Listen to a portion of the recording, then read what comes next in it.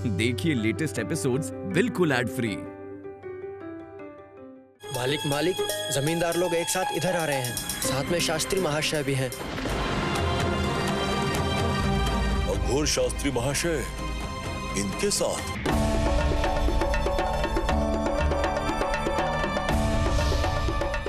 आपसे मैंने कहा था ना दास महाशय, वो घाट बनवा के आप लोगों ने अच्छा काम नहीं किया है। आप लोग हमारी छाती पे बैठकर अपना शक्ति प्रदर्शन करोगे और हम लोग चुपचाप चूहे की तरह बिल में छिप जाएंगे, ऐसा तो कभी नहीं होगा दास महाशय। रानी के ससुर जी को उस जमींदार के लोगों ने घेर लिया है। हाँ, क्या? कहाँ पर? उस घाट के किनारे पर। और पता है, आज वहाँ न्याय रत्न पंडित जी का भी फैसला होगा कि उन्होंने नीची जात की लड़की का बनाया हुआ घाट गांव के सभी लोगों के लिए कैसे खुला कर दिया। अब क्या होगा रानी, बता दो। जीजा जी भी यहाँ नहीं है, अब ये सब कौन संभालेगा, बता दो रानी। अरे रानी, तू कहाँ जा रही है? अरे वहाँ पर मत जा। अरे मैं तुम्हें पूछता हूँ भास्कर न्याय रत्न, किसकी बुद्धि से तुमने एक नीची जात की परिवार की बहू को घाट बनवाने दिया?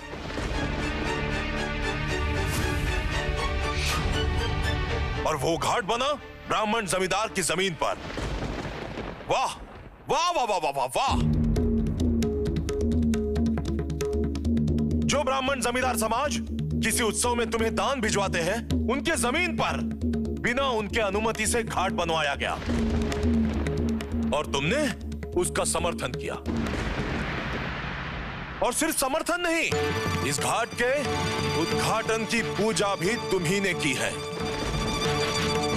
तुम जैसे ब्राह्मणों की वजह से हिंदू धर्म का सत्यानाश होने वाला है। जात पात छूत अछूत सारी प्रथा मिट जाएगी। इसका फैसला करने के लिए आप जैसे एक ब्राह्मण शिरोमणि को यहां बुला के लाया गया है शास्त्री महाशय।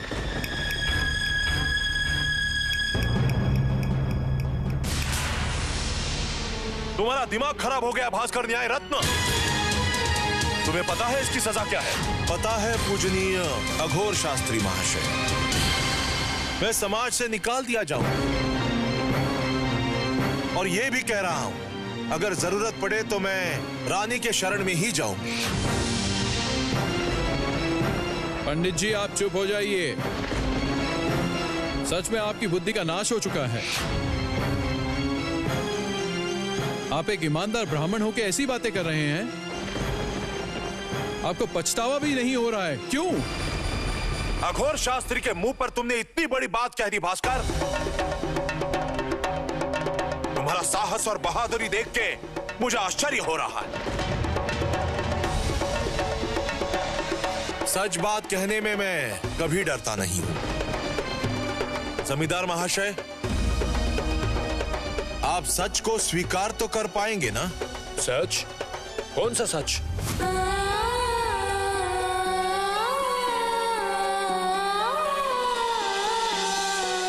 ये सच कठिन है लेकिन वास्तव है,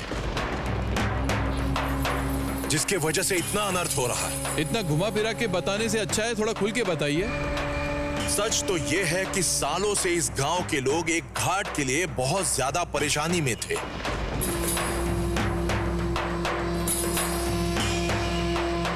एक युग पहले बनाया गया कच्चा घाट गंगा में तो पहले से ही समाया गया है, लेकिन प्रजा के प्रति इस जमींदार को कुछ भी कर्तव्य नहीं है।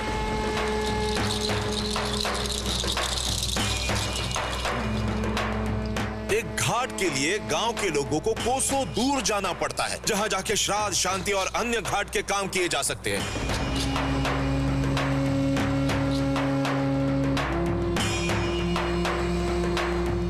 जमींदार से दान मिलने से सच को तो अस्वीकार नहीं किया जा सकता।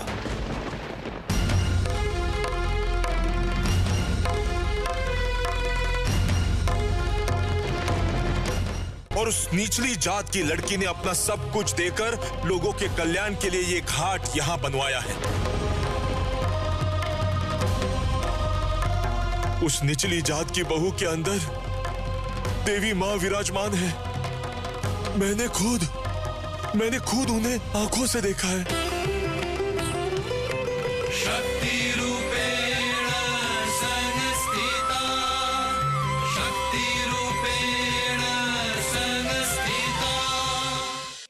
समझ खो चुके हो भास्कर।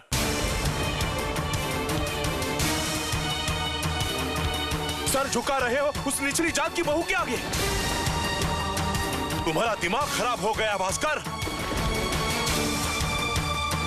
तुम्हारा सारा पांडित्य बर्बाद हो चुका है उस लड़की के कुप्रभाव से। छी भास्कर छी। इस गांव के ब्राह्मण लोग जो तुम्हें शिरोमणि मानते हैं वो लोग बर्बाद हो जाएंगे। देखिए शास्त्री महाशय, देखिए अच्छी तरह से देखिए वो पत्थर की पट्टी को।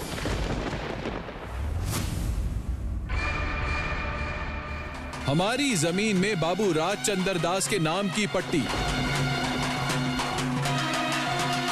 ब्राह्मण की जमीन पर छोटे जात के नाम की पट्टी। इससे तो ये साफ हो जाता है कि दास वंश हमारी जमीन पर अपनी शक्ति का प्रदर्शन कर रहे हैं। आप इसका उपाय कीजिए शास्त्री महाशय। उपाय मैं करूंगा। भास्कर न्याय रत्न,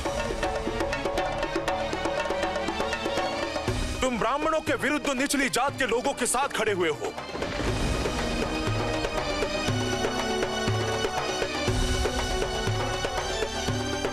मैं अघोर शास्त्री हूं। मैं तुम्हें ब्राह्मण समाज से बहिष्कृत करता हूं।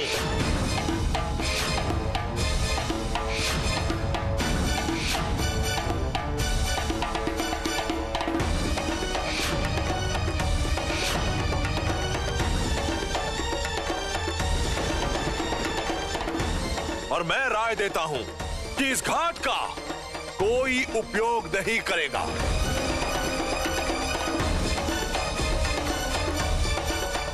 जो करेगा उसको समाज से बहिष्कृत किया जाएगा।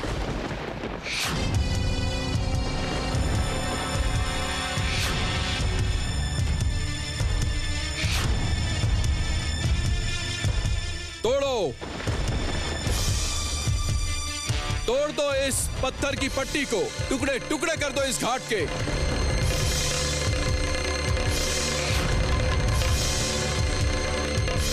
गंगा के पानी में बहा दो इस पट्टी को। नहीं,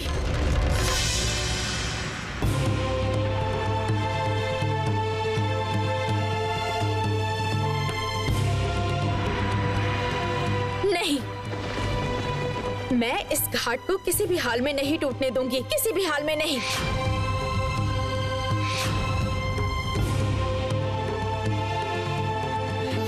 पंडित जी, आप समझाइए ना। घाट की कमी से कितने लोगों की जान गई है, कितने लोगों को तकलीफ हुई है। नदी में पानी होने के बावजूद गांव में पानी की कमी है।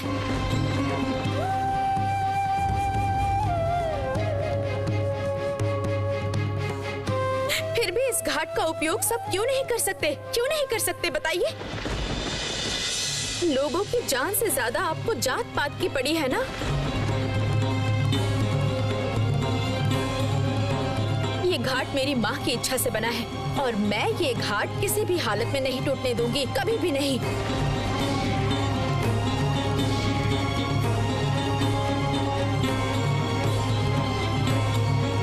क्यों आप लोग गांव के लोगों के बारे में ना सोचकर ऐसी जिद कर रहे हैं? क्यों ऐसी जिद कर रहे हैं? हमें और कुछ नहीं चाहिए, हम सिर्फ इस नदी के पानी का उपयोग करना चाहते हैं और इसके लिए हमें घाट चाहिए और कुछ नहीं। गांव के लोग आपकी जमीन बिल्कुल भी हड़पना नहीं चाहते हैं। छोटी बहू, तुम यहाँ क्या कर रही हो? तुम यहाँ से जाओ छोटी बहू। एक लड़की का इतना बड़ा साहस, इतने लोगों के सामने इस तरह बाहर निकलती है घर की बहू। आपका ये बढ़ावा समाज मानेगा नहीं दास महाशय। और ये लड़की एक के बाद एक अनर्थ किए जा रही है और आप उसे बढ़ावा दिए जा रहे हैं। ऐसी बात मत करो रानी, इधर आओ। रानी वहाँ खड़ी मत रहे, रानी इधर चलिए। एक लड़की होकर दूसरों की जमीनें हड़प रही है। इतना साहस इतना पाप, इतना अनाचार मैं सहन नहीं करूंगा। किसी ने कोई दखलंदाजी नहीं की है, कोई दखलंदाजी नहीं की है। घाट बना है नदी के किनारे पर, पानी के किनारे पर। गंगा की मिट्टी से किनारा बना हुआ था और उस किनारे पर बहुत फिसलन थी। तो फिर कैसा पाप, कैसा अन्याय हुआ है, बताइए कैसा अन्याय हुआ है?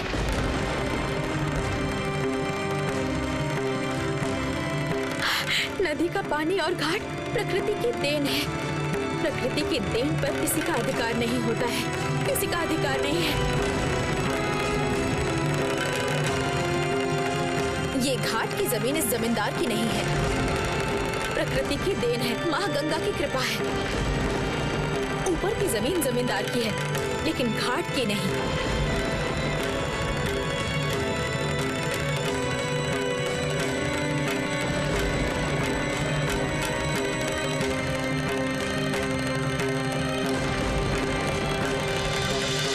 उठो छोटी बहू, उठो। मैं वादा करता हूं, ये घाट यहीं रहेगा।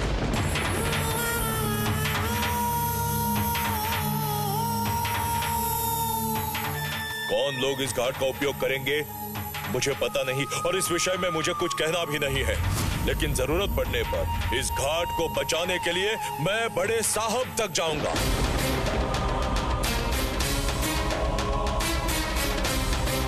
जमींदार का कर्तव्य होता है प्रजा के सुख, दुख और परेशानी का ध्यान रखना। लेकिन इसके बदले अगर जमींदार प्रजा के कल्याण के काम में अगर रुकावट पैदा करे तो सरकार और बड़े साहब को तो बताना ही पड़ेगा। मुझे पक्का विश्वास है वो लोग इसका हल निकालेंगे। उनको ये बात समझाने की क्षमता इस पृथ्वीराम दास में जरूर है। तू इस गांव की है, यहाँ पर्दा किस लिए? यहाँ कोई तेरे लिए दूसरा पुरुष नहीं। तूने गांव के लोगों के कल्याण के लिए यह काम किया है, तो रोने की क्या जरूरत है? आज गांव के सारे लोग सबके सामने ये बात बता दे कि वो लोग इस घाट का उपयोग करेंगे या नहीं। हाँ हाँ करेंगे, हम इस घाट का उपयोग करेंगे, हमें कोई भी रोक नहीं सकता।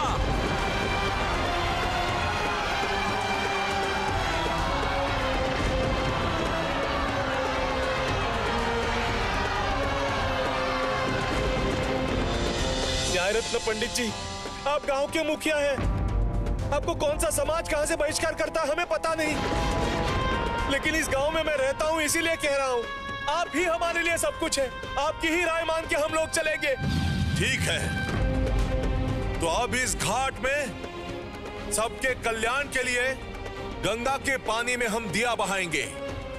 इस घाट पर अब गंगा मां की पूजा होगी।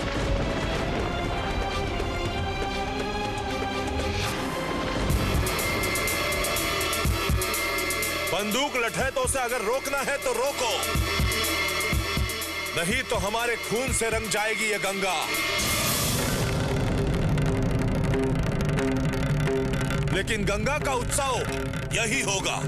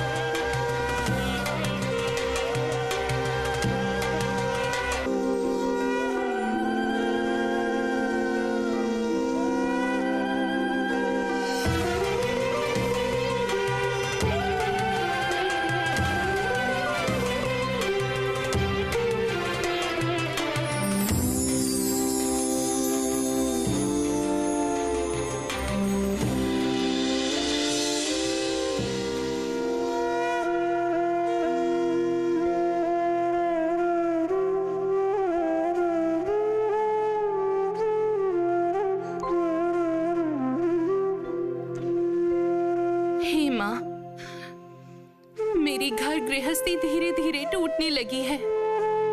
खाली खाली सा होता जा रहा है सब। रक्षा कीजिए, आप रक्षा कीजिए मेरी घर गृहस्थी की। किसी की बुरी नजर ना पड़े मेरी घर गृहस्थी पर। सबका मंगल कीजिए माँ, सबको खुश रखिए। मेरी गृहस्थी में माँ लक्ष्मी हमेशा विराजमान रहे। आप ध्यान रखना माँ, आप ध्यान रखना।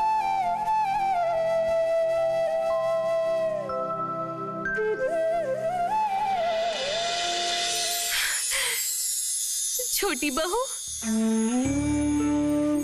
आओ छोटी बहू, आओ मेरी माँ लक्ष्मी, आओ आओ, अंदर आओ छोटी बहू, अंदर आओ।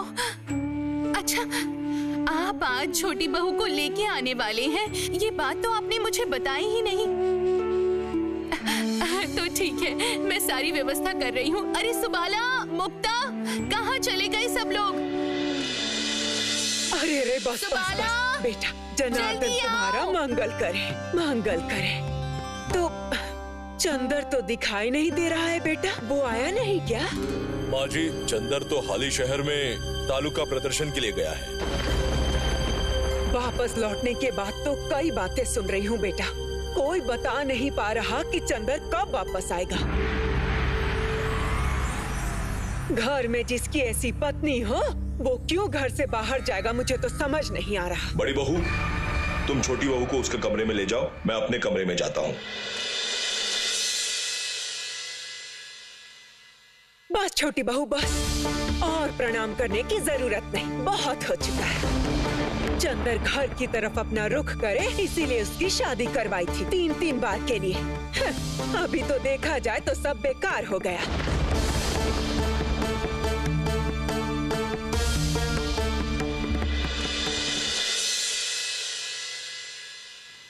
छोटी बहू, मछली चाची माँ और छोटी चाची माँ को प्रणाम करके अपने कमरे में चल, बहुत थक गई होगी ना। बस बस बस, आशीर्वाद देती हूँ, सदा सुहागन रहो, बहुत जल्दी तुम्हारी गोद भर जाए।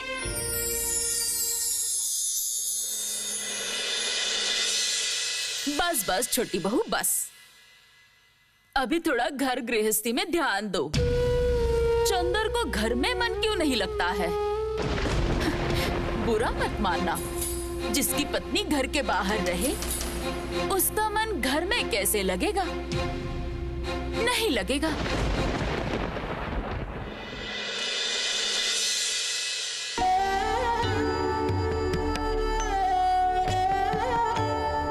इसकी बातों का बुरा मत मानना। चंदर हमारी सोने जैसी बहू को छोड़ के कभी भी कहीं नहीं जाएगा। वो तो तुम्हें राजरानी बना के रखेगा। ये क्या है? तुम्हारे सारे गहने कहाँ गए? शरीर तो गहनों से भरा था।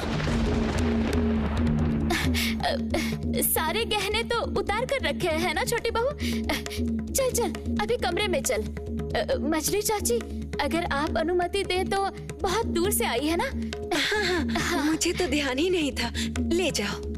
चलो बहू। चंदर घर की तरफ अपना रुख करे, इसीलिए उसकी शादी करवाई थी 3 बार के लिए। अभी तो देखा जाए तो सब बेकार हो गया। कुछ बेकार नहीं गया माया, कुछ भी बेकार नहीं गया। अगर मैं खुद वहां नहीं जाता तो छोटी बहू ने क्या किया वो देख नहीं पाता। तुम सोच सकती हो माया, एक अकेली लड़की जमींदार के विरुद्ध जाकर खड़ी हो गई और ये देखकर सारे गांव के लोग उसके साथ खड़े हो गए। ये आप क्या कह रहे हैं? छोटी बहू जमींदारों के विरुद्ध खड़ी हो गई? और क्या कह रहा हूँ मैं? सिर्फ इतना ही नहीं, जो भास्कर न्याय रत्न किसी और के साथ हमारी छोटी बहू की शादी कराना चाहता था, वो भी छोटी बहू का समर्थन करते हुए अघोर शास्त्री के विरुद्ध खड़ा हो गया। मुझे तो आश्चर्य हो गया। चाहे आप जो भी कहें, अभी तो छोटी बहू को हमें रोकना ही पड़ेगा। वो घर की छोटी बहू है, माँ लक्ष्मी है। ऐसे अचानक इधर उधर सबके सामने उसे जाना नहीं चाहिए। इस तरह से ब्राह्मणों के साथ बहस करना, नहीं नहीं नहीं, ये सब बिल्कुल सही नहीं, ये सही नहीं है। इसके अलावा मेरी माँ भी यहाँ है। आप सोचिए तो, अगर ये बात माँ को पता चल जाए। बताना मत, बताना मत। वो तो आसपास ही है, जरूर सुन लेंगे। अलग से बताने की जरूरत नहीं है। मैं सच कह रहा हूँ माया, मैं छोटी बहू का साहस, उसकी बुद्धि, ये सब देखकर मुझे इतना आश्चर्य हुआ कि मैं विश्वास नहीं कर पा रहा था। लेकिन उसके अंदर बहुत संभावनाएं हैं माया। अच्छा, छोटी बहू के अंदर तर्क, खूब सारा साहस और बुद्धि, इन सब से आखिर क्या होगा बताइए? वाह रे, उसे चंदर के साथ जीवन में खड़ा नहीं होना है। एक आदर्श जीवन साथी जो चंदर के पास रहेगी, उसे मुसीबत में अपने बुद्धि से बचाएगी, ठीक जैसे तुम मेरे साथ रहती हो। माया, माया, मुझे दिखाई दे रहा है कि छोटी बहू धीरे धीरे तुम्हारे बाद इस घर गृहस्थी की बागडोर संभालेगी। तुम देखना माया, अगर चंदर चाहे ना तो छोटी बहू व्यापार में भी सहायता करेगी। रहने दो प्रीतराम, रहने दो। उस छोटी बहू को इतना सर पे मत चढ़ाओ।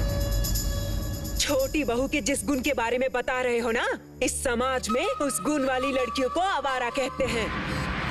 घर गृहस्थी में पत्नियों की जगह पति के साथ नहीं है, उनके चरणों में है। पति पत्नियों की सेवा जतन चाहते हैं, व्यापारिक सलाह नहीं। अरे बाबा, सलाह देने के लिए तो लोग हैं ही। ये जो जोगी है, जोगी अभी भी तुम्हारी दासी है प्रीतराम, तुम्हारे कहने पर चलती है। ये तुम्हारी छोटी बहू के जैसे अपनी इच्छा से नहीं चलती।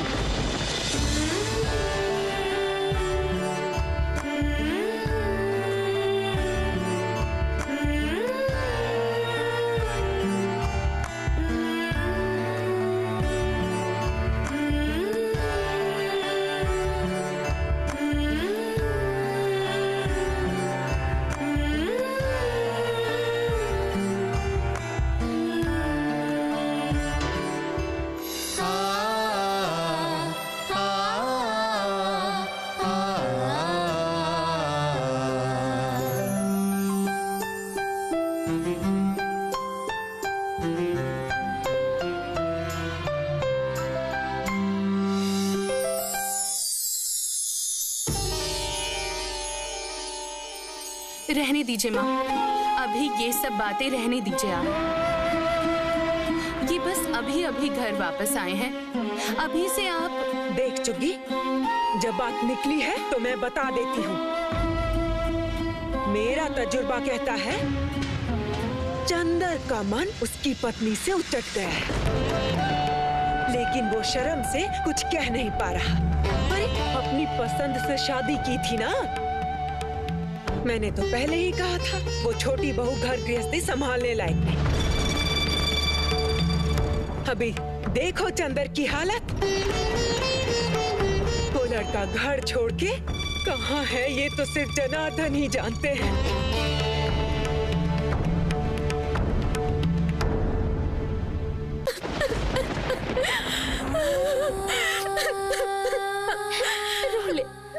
रोले बहू, रोले।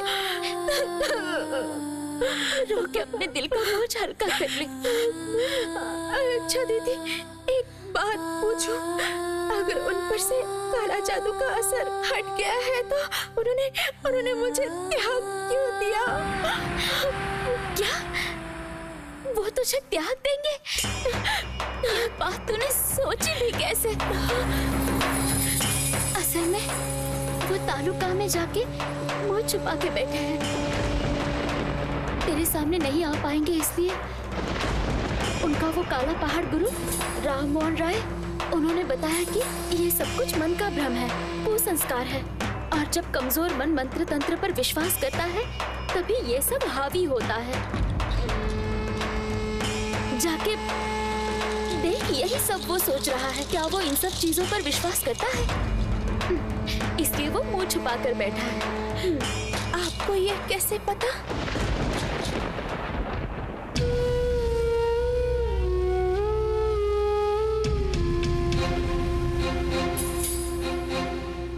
किसी को नहीं बताएगी ना? मैंने उसे पत्र लिखा था। पत्र? पत्र किसने लिखा आपको? अरे हमारे वो रोज पूजा करने वाले पंडित जी है ना, उनका बेटा, वो 12 साल का है। मैं उसे माधव पंडित जी बुलाती हूँ, उसी ने लिख के दिया था और देवर जी ने जवाब भी भिजवाया था। उनका पत्र पुत्तू छुपा कर लाई थी। ये बात घर में किसी को भी नहीं पता है और देवर जी ने उस पत्र में अपने मन की सारी बातें लिखी है। उसने तुम्हारे बारे में भी लिखा है। कहा है मेरी रानी का ख्याल रखना भाभी। उसे बोला मैं हमेशा उसके बारे में सोचता हूँ, लेकिन उसके सामने जाकर खड़े होने का साहस मुझ में नहीं।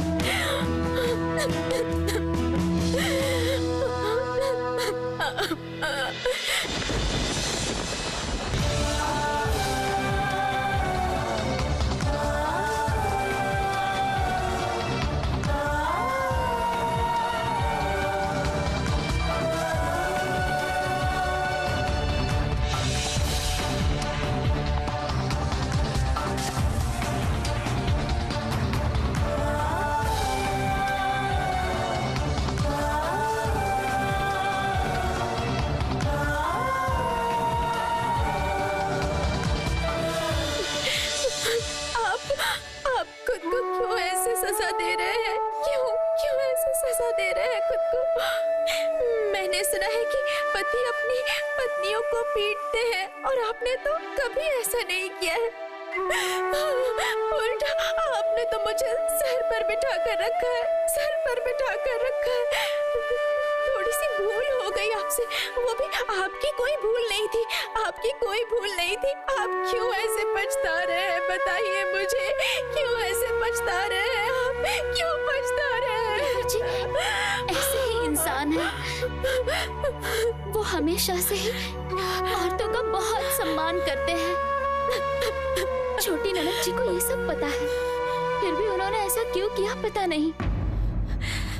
अच्छा दीदी, छोटी ननद जी तो दिखाई नहीं दे रही है। आपने किसी को कुछ बताया तो नहीं? मैं किसी को कुछ बताने से पहले ही छोटी ननद जी और दामाद जी इस घर को छोड़ के चले गए हैं और माँ जी ने भी कसम देकर मेरे मुंह से सब कुछ उगलवा लिया है। मैं क्या करती बता? देखना 2 दिन बाद सब लोग सब कुछ भूल जाएंगे। तो ये सब के बारे में मत सोचना ये सब। अच्छा सुन, तेरे मायके में घाट बनवाने को लेकर तूने हंगामा किया है, सुना है? क्या किया है जरा बता तो। मेरे देवर जी को ऐसी साहसी पत्नी कहाँ से मिली क्या पता।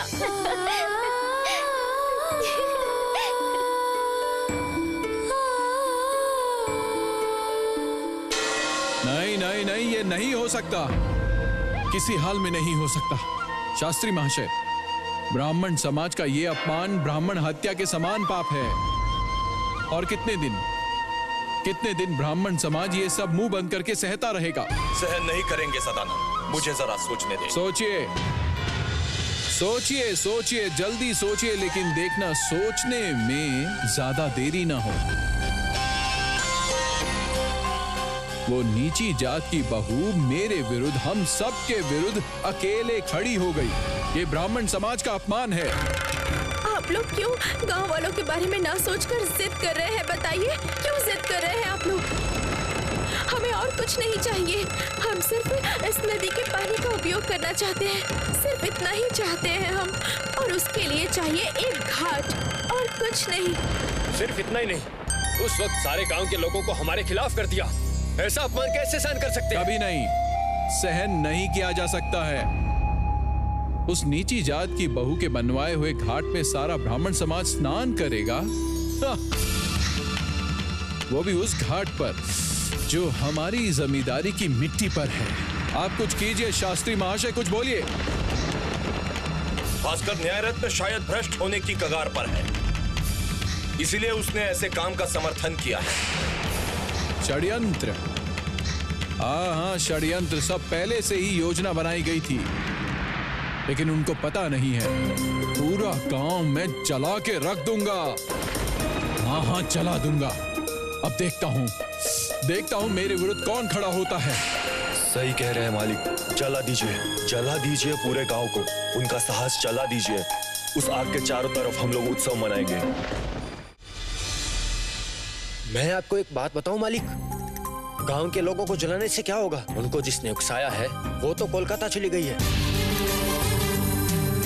उन सब में असली अपराधी तो वो महिला खुद है। मुनीम ने सही कहा है सदानंद, असली अपराधी है दास वंश की वो बहू। कभी वो बलिदानों को रोक रही है, कभी वो चिता से सती को उतार के ले जा रही, और कभी ब्राह्मणों को नीच अधिकार उनकी जमीन पर घाट बनवा रही। उस लड़की को कड़ी से कड़ी सजा मिलनी चाहिए। भूल कर रहे हैं शास्त्री महाशय, बहुत बड़ी भूल कर रहे हैं। जो ससुर अपनी छोटी बहू का इतना समर्थन करता है, बढ़ावा देता है, वो बहू तो सबके सर पर नाचेगी ही ना, हमारे विरुद्ध खड़ी होगी। प्रीतराम दास हमारा सबसे बड़ा दुश्मन है, ये बात भूलना मत भाई। क्या आज रात को ही काम निपटा देते हैं फिर? बेले घाट के दास के गोदाम में सुना है नया माल आया है मालिक। उनका अहंकार एक बार में कुचल दो, बस एक बार आप अनुमति दे दो।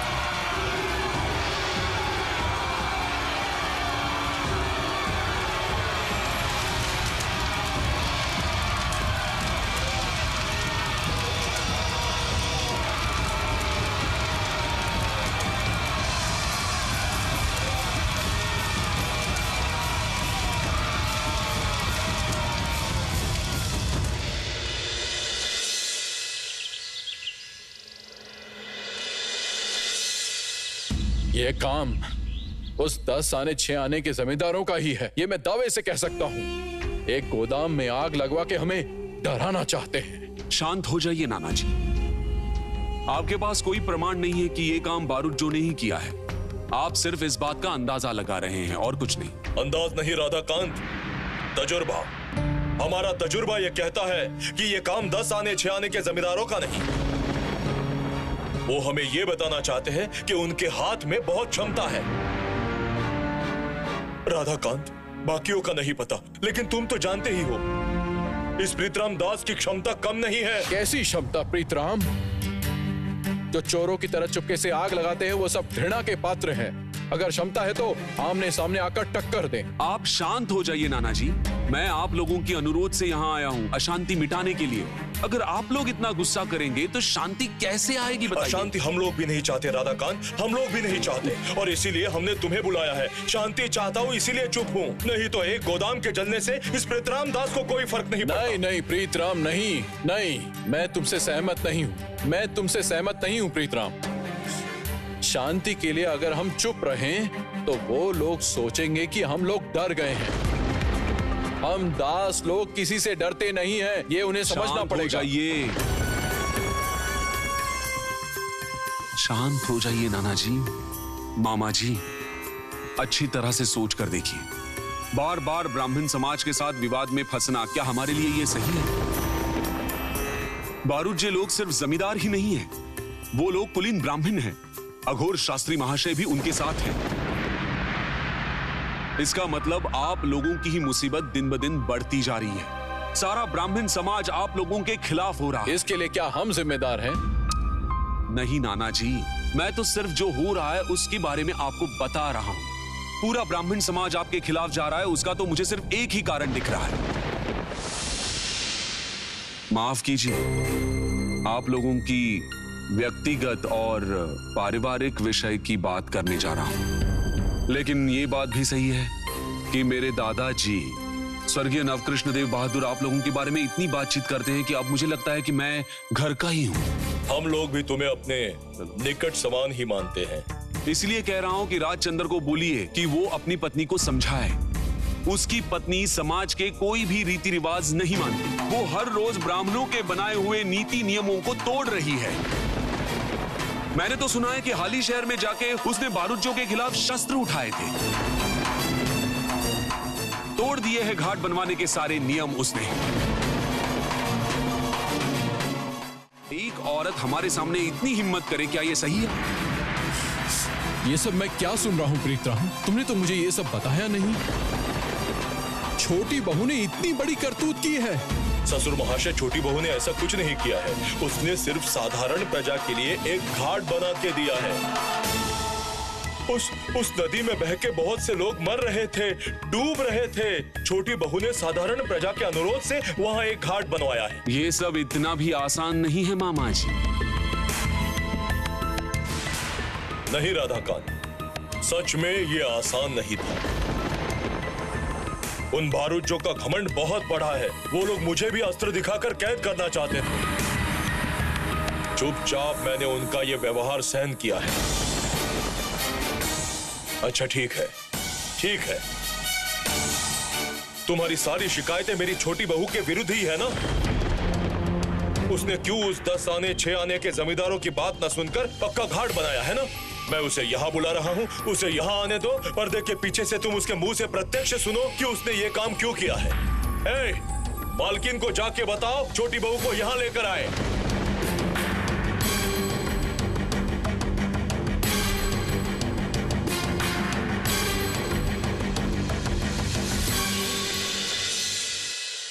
मालकिन, मालकिन, ओ मालकिन, मालिक छोटी बहू को बैठक के कमरे में बुला रहे हैं। कहा है कि आप उसको साथ में वहाँ लेकर जाएं। मालिक छोटी बहू को बैठक के कमरे में बुला रहे हैं? क्यों, बता दो। फिर से कुछ हुआ है क्या? ये तो मुझे पता नहीं है मालकिन। मैं तो अंदर नहीं गई थी ना। लेकिन मालिक की आवाज से ऐसा लग रहा था वो गुस्से में है। अच्छा ठीक है, तू छोटी बहू को यहाँ पर भेज दे, मेरे कमरे में। जा।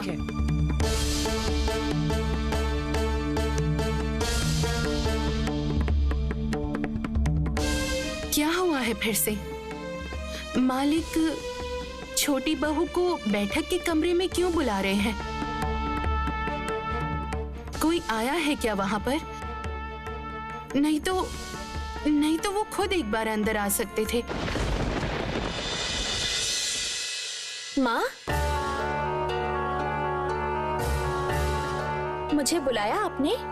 हाँ छोटी बहू, तुम्हारे ससुर जी ने तुम्हें अभी बैठक के कमरे में बुलाया है। तुम्हें वहां अभी जाना पड़ेगा छोटी बहू।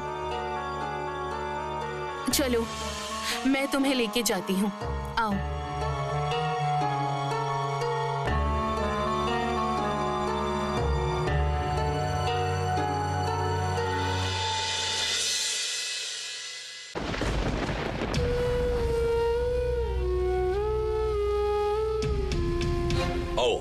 आओ छोटी बहू, आओ।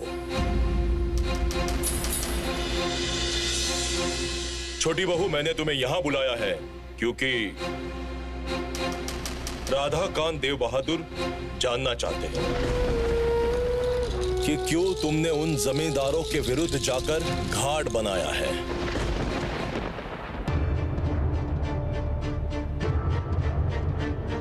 डरो मत छोटी बहू, बिना संकोच के बोलो।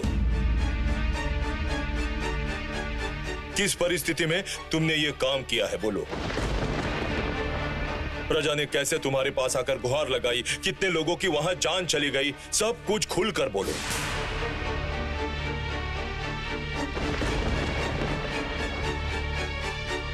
इतनी मामूली बात को लेकर इतना विवाद पिताजी। हम लोग छोटी जात के हैं इसीलिए। माँ गंगा के लिए तो सब बराबर हैं। वहाँ ऊंची जात, नीची जात, धनी लोग, गरीब लोग सब स्नान करके अपना पाप कम करते हैं।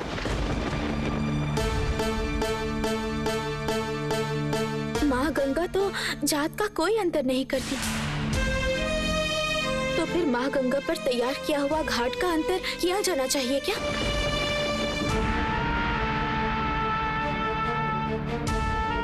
कि वो घाट ऊंची जात के किसी ने बनवाया है या नीची जात के किसी ने बनवाया है, इससे क्या फर्क पड़ता है पिताजी? सही कहा छोटी बहू।